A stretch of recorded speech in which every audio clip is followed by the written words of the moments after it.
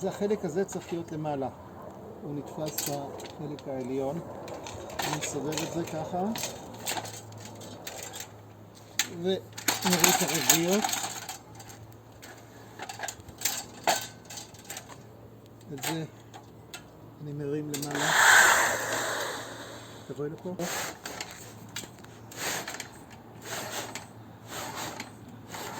ואני סוגר. הגומייה הזאת לא נותנת את זה ליפול.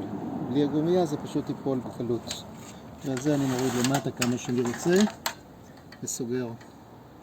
עכשיו מקדימה מצטברים פה יתושים. בבקשה לא להוריד את היתושים האלה. אני אחרי זה מוריד אותם לאט לאט עם סלוטייפ. פה אחורה. להוריד את זה פעם אחת אני פותח פה שהגומייה לא תצא, מרים את זה פה עד למטה. עכשיו פה בצד הזה יש לי כזה חור כזה, זה נכנס לפה, אז אני עושה דבר כזה. עכשיו זה יצא בטח החוצה. עכשיו שאני עושה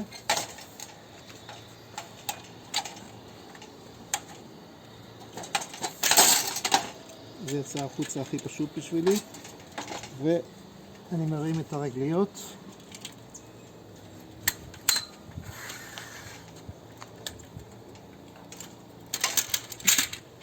את הרגליות אני מסדר.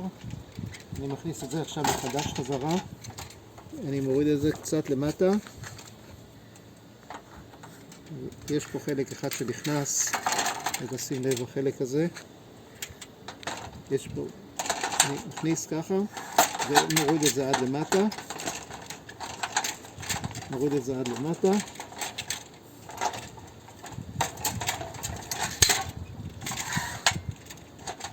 ואני סוגר פה. את זה אני מרים עד למעלה. נכניס את זה פה בפנים, בחריץ פה, וזהו, סגור. עכשיו אני סוגר את זה עם הרצועות חזרה וגמרנו. רצועה אחת פה ורצועה אחת למעלה. וזה הכל. ואז אפשר לקחת את זה בקלות. עכשיו אני גם יכול לקחת את זה, אבל זה עלול להתפרק בדרך, אז אני שם את הרצועות האלה.